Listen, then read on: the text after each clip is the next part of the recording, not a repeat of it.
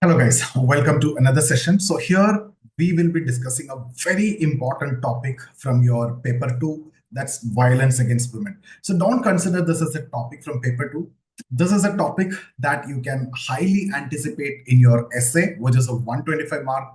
You can expect a question in your GS1 social issues. You can expect question in your ethics also. So, you can expect question in your interview also. So the possibility is unlimited. And I'll tell you, violence against women is a very important topic. And whenever we talk about women and Gandhi, I always tell this, these two are very good marketable items, right? So don't take it in a different way. I'm talking from the point of view of exam where you can score very good mark.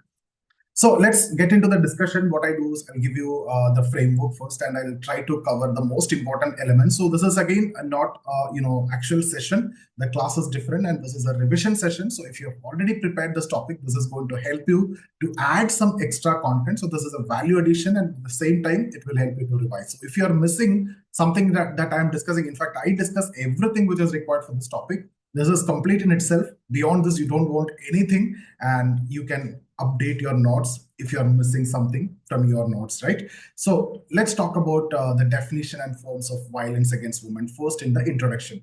So you can use that PPSFS framework, right? Psychological, physical, sexual, financial, spiritual violence. And then we discuss about sociological implications of this, and with examples we need to discuss. And then we talk about the manifest violence and the latent violence, the hidden one, right? So what are the manifestations of violence in terms of, you can talk about domestic violence, rape, dowry deaths, custodial violence, workplace harassments like that. And we talk about thinkers like Veena, Foucault, Sylvia Walby, of course. And then we discuss the causes of violence against women. Rashida Manjoo's framework, HCSPWG framework, that is historically unequal power, cultural justification, social control, privacy doctrine, war, and government inactions. And then we talk about cultural, economic, political causes with sociological insights. I'm going to do this, so I'm just giving you what are the things I'll be focusing on, because I don't want to waste your time. I'll tell you upfront what I'm going to discuss in this video. So if you already know this, once you understand what I'm going to discuss, then if you know this, you can leave it, or I don't want to waste time actually. Okay.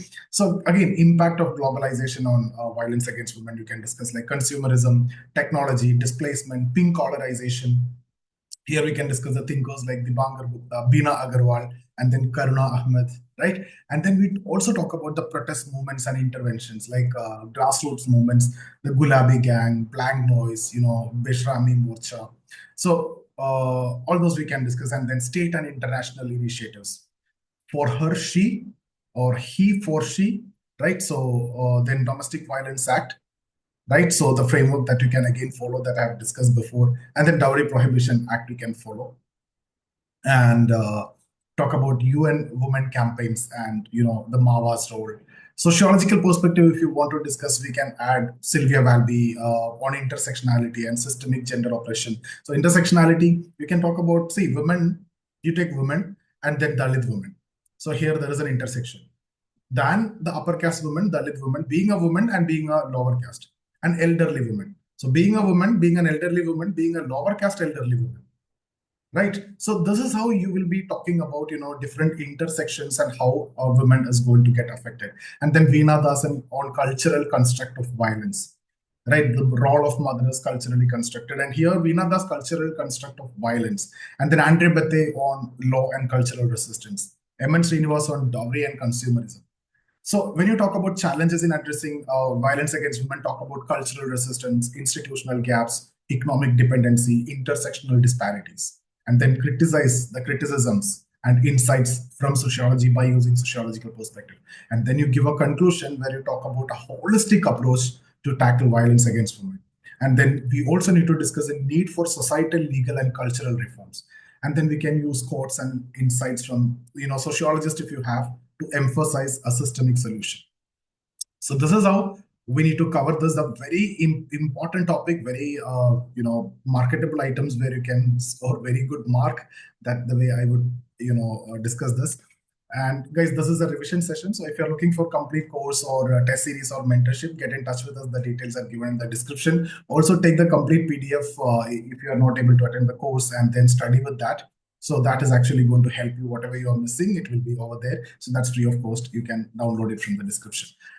Okay, so introduction. So you can talk about violence against women. It's not merely a personal or isolated issue, right? So it's not only for one woman or two women. It's a pervasive structural phenomena that's deeply entrenched in societal norms, patriarchal structures, and power dynamics. So here you need to talk about patriarchy also. And it reflects systemic inequalities and is both a cause and consequences of gender disparity.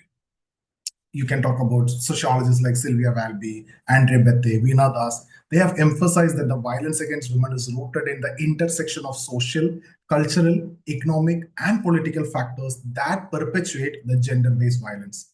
So here we will be focusing on all these dimensions. We'll try to analyze its forms, its causes, its impacts, and we will try to also bring in the thinkers as I've discussed and the perspectives. We'll also see the different dimensions.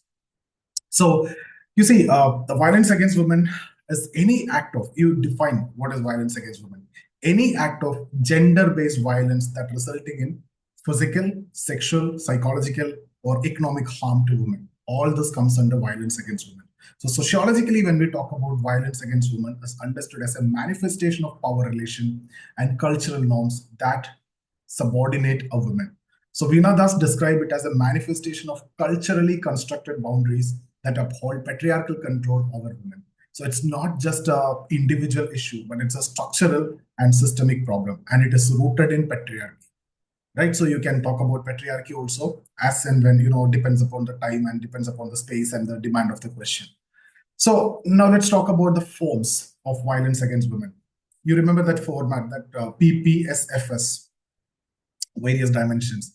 And again, guys, I hope you know this. The violence against women can be understood like manifest violence, latent violence, hidden violence, and then manifest violence. In that itself, you divide within family, outside family, hidden also within family, outside family. So all these classifications, these are general things which everyone know, every mentor will teach, every coach will teach, everywhere it is there, and every aspirant also knows. So I'm not getting into that. I repeat, if you want, once again, violence against women, first classification is manifest violence, latent violence. Within manifest, within family, outside family, in society, right? Within family, marital rape, domestic violence, and other things. All these are manifest violence. And then outside family, workforce exploitation, and other things. And then latent violence, like discrimination and other things in education, in healthcare, and other things within family and outside family, right? So this is the broad classification which everyone knows. So I'm skipping that. I go for the various forms here. So psychological violence we can start with. It's often referred as, gaslighting, and this includes insult, humiliation, and threats. So Pierre Bourdieu's concept of symbolic violence explained how cultural norms and languages perpetuate psychological harm. Okay, now physical violence, of course, that's the direct bodily harm from domestic abuse to murder. So Emmons Universe connect this form of violence to the structural vulnerabilities within the family and society. Now sexual violence. So that include harassment, rape, and marital rape. So Michel Foucault's ideas on power and sexuality that illuminate how control over women's bodies perpetuate gender inequality. Then comes financial violence. So here economic dependency and deprivation of financial rights are tools of control. So Amartya Sen's concept of capabilities, in fact, underscore the need for economic empowerment to combat this. Now coming to the spiritual abuse, if you see, that's forcing or denying religious practices. Like Sylvia Walby's work on intersectionality, in fact, highlights how cultural and religious norms intersect with gender to perpetuate violence. So you're denying religious practices. You have n number of examples you will be able to write. So that's what spiritual abuse, right? Not allowing to enter into temple during menstrual cycles, or again, when it comes to Muslims, or you can take any examples which and you can write. Even Sabrimala recent Supreme Court judgments and everything you can talk about. Okay, now manifestation of violence. Domestic violence, if you see, arises from patriarchal structure that assign control over women to male family members, right? So Veena does identify, domestic violence as a means to reinforce the cultural norms. And rape, second one, as seen as a tool of power and domination, particularly in conflicts, right? So Susan Brown Miller in Against Our Will highlights how rape was used to reinforce male supremacy. Coming to dowry deaths, Emmons Universe described dowry death as a reflection of consumerism and patriarchy that's perpetuated by modern aspirations and social pressures. Custodial rapes. that reflects systemic power imbalances and is often in institutional settings. Next is sexual harassment in workplaces that reflect gendered hierarchies in economic spaces. And in fact, Cantor's work on gender dynamic in organizations that provides insights into such workplace violences. So a lot of examples are there. I've taken one. I've given a lot of examples in the PDF. Check out that also. Now, if you look at the sociological causes, this is very important. So Rashida Manju, the UN special, where she have given this six courses actually. So the six courses you can remember like HCSPWG. If not remember it properly, check out the PDF. So HCSPWG means historically unequal power relation, control of women's sexuality, cultural justification, privacy doctrine, war and militarization, government inaction. So historically unequal power relation. So patriarchy institutionalized male dominance. Sylvia Walby terms this as private patriarchy. So we already discussed the concepts of private patriarchy within family, public patriarchy in society, right? So this is actually highlighting the domestic spaces as sites of subjugation. So historically unequal power relation. Then control over women's sexuality. So the cultural and religious ideologies that regulate women's behavior. So here you talk about Michel Foucault analysis of biopower reveals how institutions control women's bodies. Cultural justification. Here you talk about religion, tradition, and custom often normalize violence. So Veena Agarwal criticizes the patriarchal interpretations of cultural practices as tools of oppression. And then privacy doctrine. So the perception of domestic violence as a private matter that limits intervention. So Andre Bethé criticizes this as a barrier to progress and social change. Then war and militarization. Rape and violence are used as weapons of war. Cynthia Inlaw, I don't know exact pronunciation, Cynthia Inlaw, a feminist theory, in fact, explains how militarization perpetuates gender violence. Different dimensions. So you just need to remember that HCSPWG, okay? So next G, that the government inaction, the legal loopholes and lack of enforcement that perpetuate impunity. Pierre Bourdieu's idea of symbolic violence criticizes state structures that fail to protect women. What are the impact of globalization on women? See, globalization promotes economic opportunities, of course, but intensified violence in different forms: consumerism, technology, pink collarization, displacement. So Dibankar Gupta linked dowry inflation to rising consumerist aspiration, so consumerism. And female feticide and online harassment are facilitated by advancements in technology. So technology. In fact, Veena Agarwal criticized reproductive technologies for reinforcing gender biases. And then Karuna Ahmed's concept highlights the relegation of women to low-paid, low-status jobs, pink collarization like teachers, nurse, like that. And then displacement. Industrialization often displaces women from traditional livelihood, and that intensifies their vulnerability. And K. Somshekhara emphasizes how such displacement exacerbates gender inequalities. Talk about dual burden, dual expectation, intersectionality, and other things. Workplace expectation, and then household expectations, dual burden, dual expectation, intersectionality, all those you can mention, Sylvia Walby, and various protest movements. You talk about grassroots movement, Gulabi Gang, that challenges domestic violence and dowry deaths. Blank Noise confronts street harassment through community art. Bisharmi Morcha, Slut Walk, criticizes victim blaming narratives.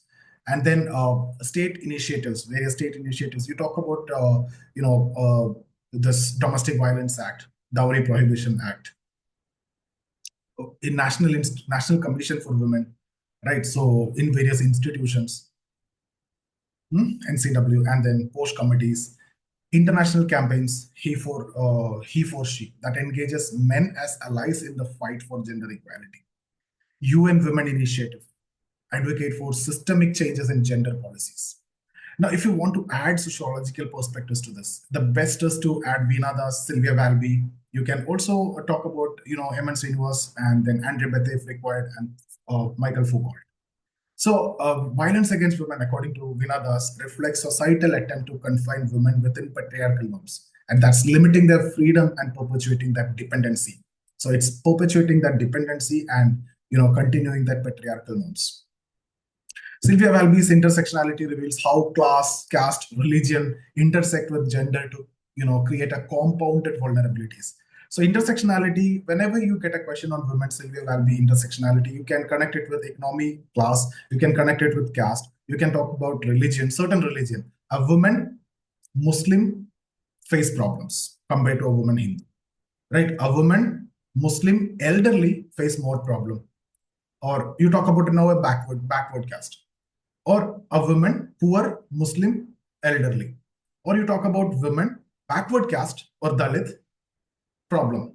A woman, Dalit, elder, problem. A woman, Dalit, elder, again, you can talk about different dimensions. Okay, Andre Bete, laws provide direction for societal change, but cultural attitude often impede that progress. Despite the fact that laws are there, but the mindset or the cultural aspect is still the same. MN Srinivas is talking about dowry deaths and domestic violence. In fact, highlight the interplay of tradition, modernity, consumerism. We discussed it already regarding the consumerism and dowry, right? Foucault, control over women's bodies is a mechanism of maintaining social order and power hierarchies. Now, what are the challenges in addressing violence against women? Because if you look at the challenges, the cultural resistance is common. The patriarchal norms, in fact, often resist the progressive changes. Institutional gaps, the inadequate implementation of laws and policies, another issue. Economic dependence, that actually limits women's ability to leave abusive environments. Then intersectional disparities, marginalized women face compounded vulnerability, Sylvia Walby. So this is all what we need to understand, and we can write according to the demand of the question, try to incorporate sociological perspective, sociological analysis, see things from the lens of a sociologist rather than writing a general answer. Violence against women, anyone can write answer about that, but only a sociologist will write manifest, latent, within family, outside family, within family, outside family, right? And then you make it in the structure you see from the lens of a sociologist by using the sociological perspective and the thinkers that I've already given to you. That's how you will be making your answer different from a GS answer to a sociological, well thought, well-rounded answer. That's when you'll fetch the mark. Okay, so that your mentor have to help you, and you need to write so much of test series for getting into that touch also. So guys, how to conclude? Violence against women is a structural issue, no doubt in that, right? Which is rooted in patriarchy and sustained by cultural, economic, and institutional forces. So addressing this issue, it requires a holistic approach that combines legal reforms, cultural shift, the mindset shift, and grassroots activism. So we can bring in one thing there before you conclude. You can talk about Andre Bete says, the law decides the direction in which society ought to go, but culture decides the way in which society actually moves. So law is there, but the mindset, the culture and everything that impede the implementation of law. Law decide where it should go, but culture decide where it actually go, right? So what ought to be and what it is, it's different. So to combat the problem of violence against women, society must address the underlying power structure and ensure effective implementation of law and create an environment that values equality and dignity for all women. How beautiful this answer will be if you write this conclusion and conclude like this. Just copy paste the same conclusion, whether it is sociology, GS1 or essay or even ethics. Right. So guys, that's about this session. It was a revision session, not to cover the topic as such, because that is so much to cover.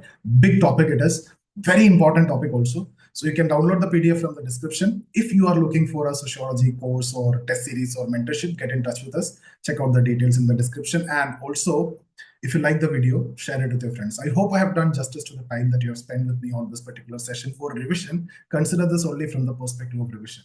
So I repeat, definition, forms and violence we discussed: psychological, physical, sexual, financial, spiritual violence, PPS-FS framework. We discussed the sociological implications with examples. Manifestation in terms of domestic violence, rape, dowry deaths, custodial violence, workplace harassment. We discussed the thinkers like Veena, Foucault, and Sylvia Walby. Causes, we discussed that framework, Rashida Manju's framework, HCS PWG. Historically, unequal power, cultural justification, sexual control, privacy doctrine, war and militarization, government inaction. And we also discussed cultural, economic, and political causes with sociological insights. And then the impact of globalization on violence against women, if you see consumerism, technology, displacement, pink colorization, and we added thinkers like Dibankar Gupta, Veena Agarwal, and Karuna Ahmed. And various protest movements also we discussed, Gulabi Gang, Blank Noise, Besharmi, Morcha. Okay, and state and international initiatives, Domestic Violence Act, Dowry Prohibition Act, He for She campaigns, UN Women campaigns, and all. Right, sociological perspective, Veena Das on cultural construct of violence, Andre Bette on law and cultural resistance, what law want to do, but what culture is actually doing. Law saying what ought to be done, but culture is what showing what it is actually. Sylvia Walby on intersectionality and systemic gender oppression. Emin Srinivas on dowry and consumerism. Right? What are the challenges in addressing this issue? Cultural resistance, institutional gaps, economic dependency, intersectional disparities, and criticisms we have discussed. And we discuss a holistic approach, need for societal, legal, and cultural reforms. And with the quote of Andre Bette, we concluded the session also, right? So what we said is, the law decide the direction in which society ought to go, but culture decide the way in which society actually moves. Even if you don't use the word Andre Bette, you can quote this as yourself. Okay, so guys, that's about this session. Thank you so much for joining. See you in the next video.